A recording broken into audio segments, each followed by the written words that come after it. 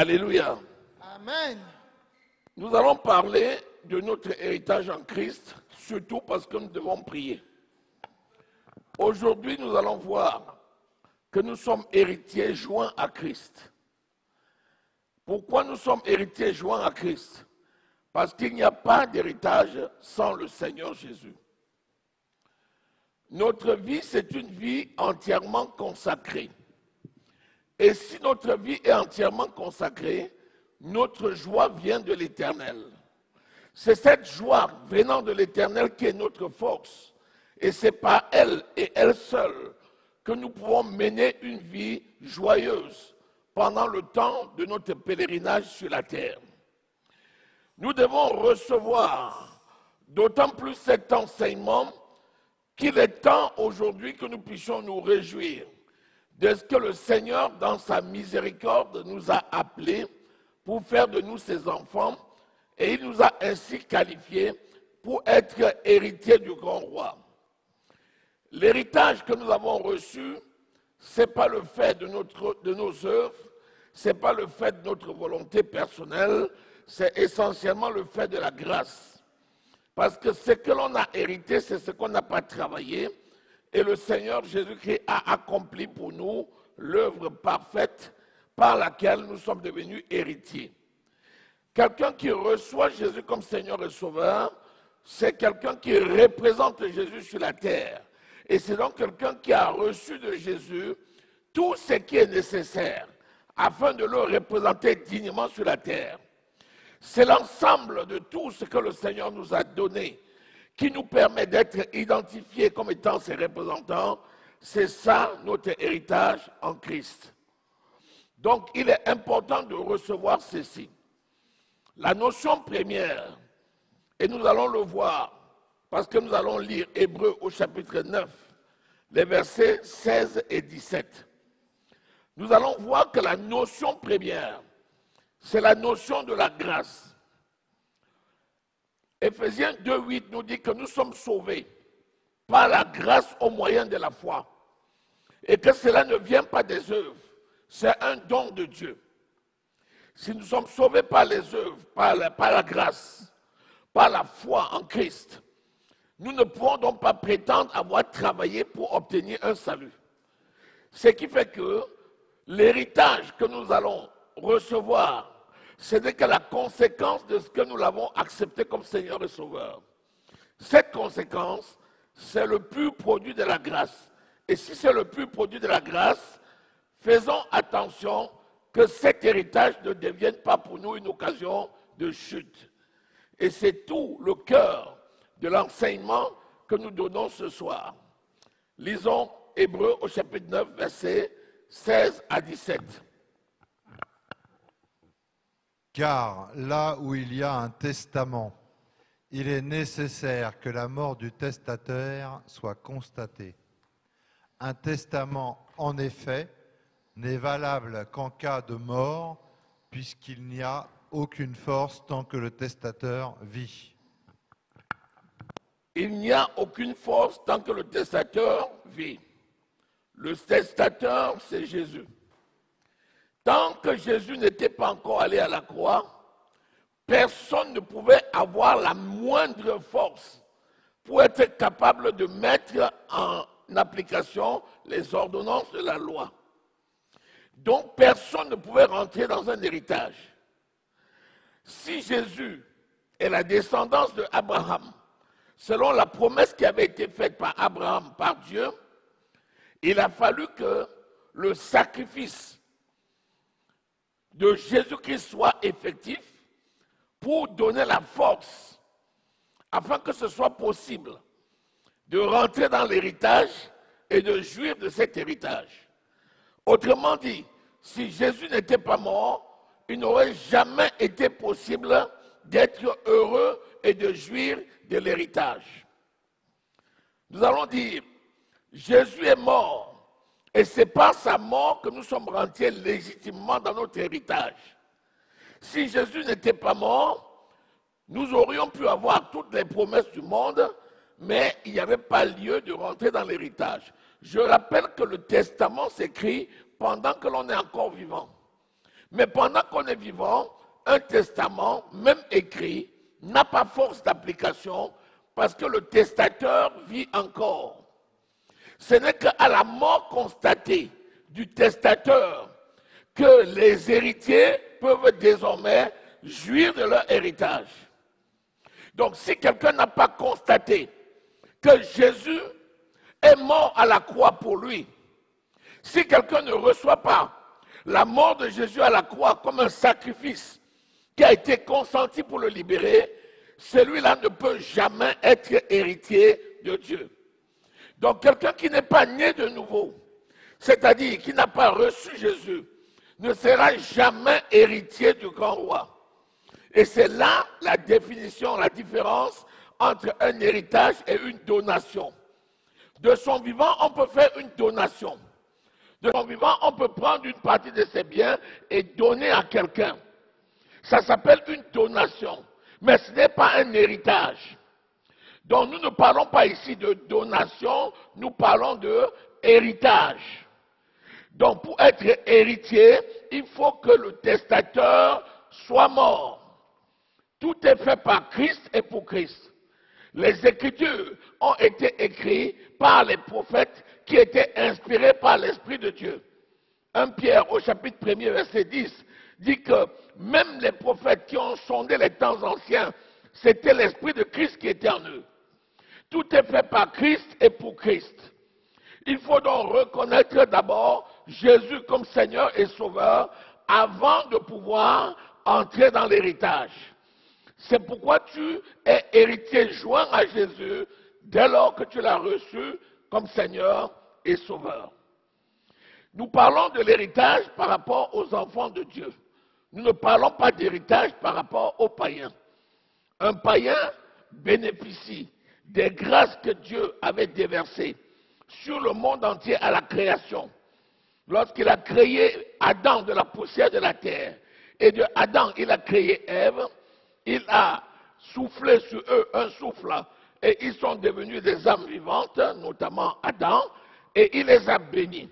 C'est cette bénédiction-là, héritée par le premier Adam, qui descend jusqu'à toucher tous les hommes aujourd'hui.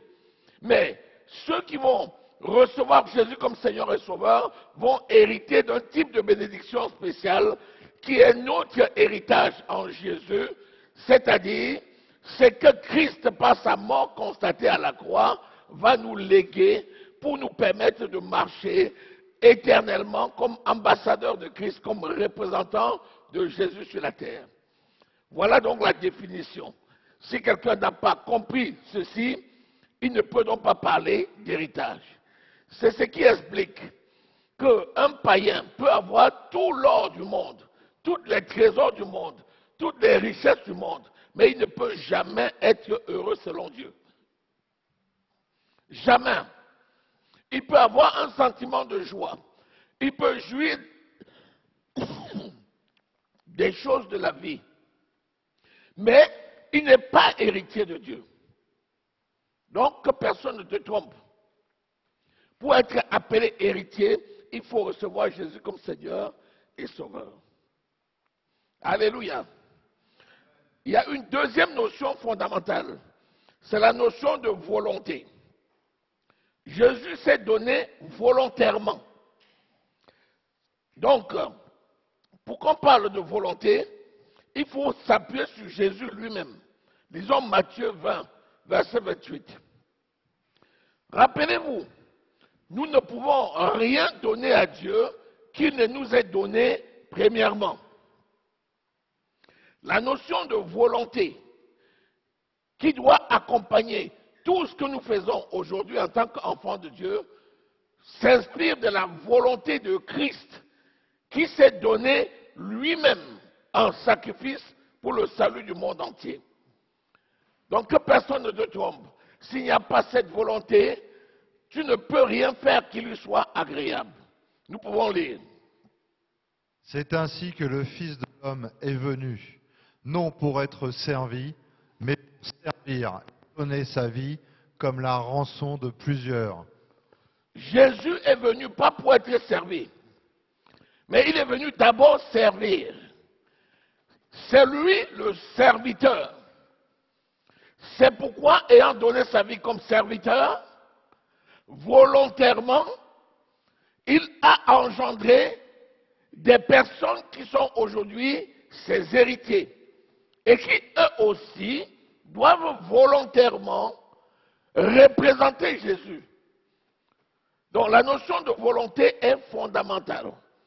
Tout ce qu'on fait avec un couteau à la gorge ne relève pas de la volonté. Tout ce qu'on fait sans que ça ne vienne du fond de ton cœur, ça ne relève pas de la volonté. Il faut désirer ardemment représenter le Seigneur. Donc l'héritage va être rattaché à la volonté. Premièrement, je n'ai rien fait pour avoir cet héritage. C'est un don de Dieu. C'est une grâce de Dieu.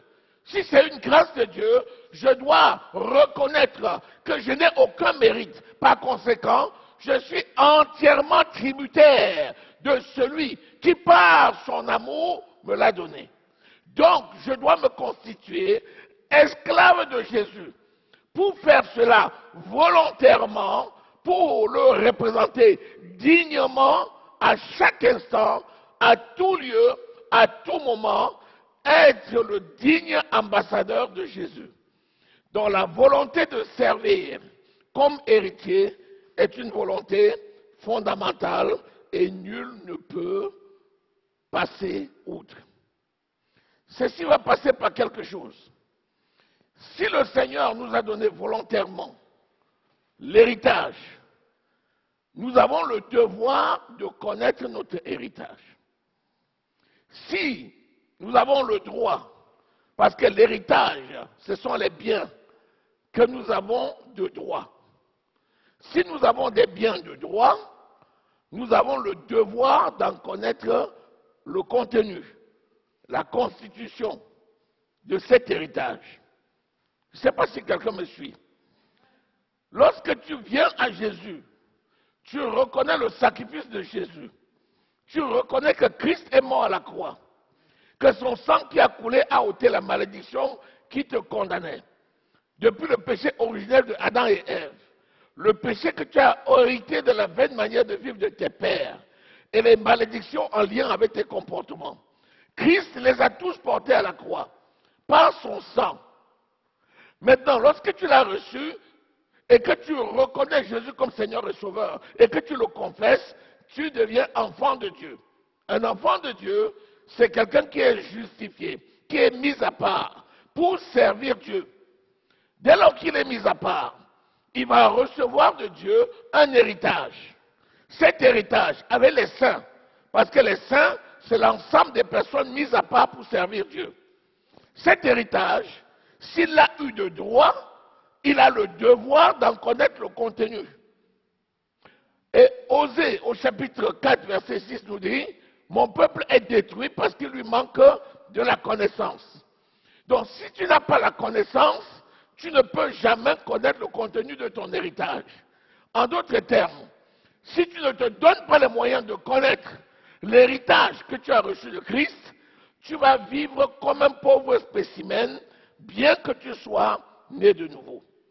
C'est ce qui explique qu'on trouve dans l'Église des personnes qui vivent une pauvreté tous les jours de leur vie, parce qu'ils n'ont tout simplement pas la connaissance de ce que Christ a fait pour eux. Ce n'est pas Christ qui va venir prendre notre place dans l'église pour apprendre ces choses. C'est à chacun d'aller dans l'église, de rechercher la connaissance pour pouvoir connaître son héritage avant d'entrer dans cet héritage. J'insiste à ce niveau. Beaucoup de gens pensent que recevoir Jésus comme Seigneur et Sauveur, c'est suffisant. Bien sûr que ça te donne le salut, c'est-à-dire la vie éternelle. Mais tu peux passer toute ta vie misérablement, tout simplement parce que tu ne connais pas tes droits en Christ. Parce que tu ne connais pas que tu as hérité des trésors. Donc, c'est la responsabilité de chacun d'être fidèle et présent dans l'Église pour connaître nos droits, connaître notre héritage en Jésus. Actes au chapitre 2, verset 42 dit que lorsque Pierre a prêché le jour de la Pentecôte, la Bible dit que 3000 personnes ont donné leur vie à Christ. Lorsqu'ils ont donné leur vie à Christ, ils ont commencé à persévérer dans l'enseignement des apôtres. Pourquoi? Parce que Pierre, Jean, Jacques et les apôtres, ils avaient été formés par Jésus et Jésus leur avait appris quel était leur héritage et leur avait donné la recommandation de faire de toutes les nations les disciples et de leur enseigner à observer tout ce qu'il avait prescrit. Matthieu 28, verset 20. À partir de là, celui qui a reçu cette recommandation qu'on appelle l'apôtre, cette fois au temple, les obligations sociales et professionnelles font que les gens, malheureusement, n'ont pas le moyen d'être là tous les jours. Mais est-ce que les gens se donnent au moins le moyen de venir quelquefois? Voilà le vrai problème. Et donc, les gens ne venant pas, ils n'ont donc pas la connaissance. Et s'ils n'ont pas la connaissance, ils n'entrent pas dans l'héritage. Lisons Actes au chapitre 2, verset 42. Et nous allons voir que le fait d'être assidu et de marcher selon les 4 principes et les 4 piliers de la croissance dans l'Église, ça permettait aux apôtres d'avoir des conditions favorables pour qu'ils se produisent au milieu d'eux beaucoup de prodiges et beaucoup de miracles qui font partie intégrante de notre héritage en Christ. Lisons. Acte 2 au verset 42. Il persévérait dans l'enseignement des apôtres, dans la communion. Commençons au verset 41. Ceux qui acceptèrent sa parole furent baptisés. Et en ce jour-là, le nombre des disciples s'augmenta d'environ 3000 âmes. Il persévérait dans l'enseignement des apôtres, dans la communion fraternelle, dans la fraction du pain et dans les prières. Verset 43. La crainte s'emparait de chacun, et il se faisait beaucoup de prodiges et de miracles par les apôtres. Bien. Au verset 41, ce sont les gens qui ont reçu Christ, c'est-à-dire le produit de la prédication. Au verset 42, c'est les 4 conditions qui permettent de rentrer dans l'héritage. Au verset 43, c'est les conditions qui permettent de jouir de cet héritage. Tous ceux qui écoutaient la parole, Acte 2, 37, dirent à Pierre, « Oh frère, que ferons-nous » Il dit, « Répentez-vous et que chacun de vous soit baptisé au nom du Seigneur Jésus-Christ et vous recevrez le don du Saint-Esprit. » Ils ont reçu la parole et ils ont été baptisés. Au verset 41, on dit, « Ceux qui acceptèrent dont la parole fut baptisés. » Et ils étaient environ 3000 hommes. Alors, il y avait un effort à faire pour pouvoir connaître leur héritage. Premièrement, ils persévéraient dans l'enseignement des apôtres. Personne d'autre ne pouvait les enseigner que les apôtres à connaître leur héritage. Aujourd'hui, les gens n'écoutent plus les apôtres. Ils ne sont pas à l'église. Ils n'écoutent pas les enseignements. Ils ne se donnent pas les moyens. Il n'y a personne pour les conduire et ils espèrent rentrer dans leur héritage. Deuxièmement, ils persévéraient dans la communion fraternelle. Ça veut dire qu'ils restaient ensemble dans le même lieu. Ça veut dire qu'ils faisaient leurs choses ensemble. Ça veut dire qu'ils se soutenaient ensemble. Ça veut dire qu'ils partageaient ce qu'ils avaient ensemble. Ces conditions permettaient, troisièmement, de participer à la Sainte Seine. La Sainte Seine, c'est l'ensemble des membres du corps qui ensemble forment un corps. Comme ils formaient un corps, ils étaient solides. La Bible nous dit que la corde à 3 branches est solide et ne se rompt pas. Si le peuple de Dieu reste rassemblé, ils forment un corps solide et le diable ne peut pas avoir raison d'eux. Quatrièmement, la prière. Parce que sans la communion avec Dieu, personne ne peut entrer dans son héritage. Tu ne pries pas, tu ne jeûnes pas, tu passes le temps à dormir et tu espères connaître ton héritage et tu veux marcher dans cet héritage. Ce n'est pas possible. C'est la raison pour laquelle, lorsque les 4 choses étaient faites, la crainte s'emparait de chacun. La crainte, c'est le respect de Dieu.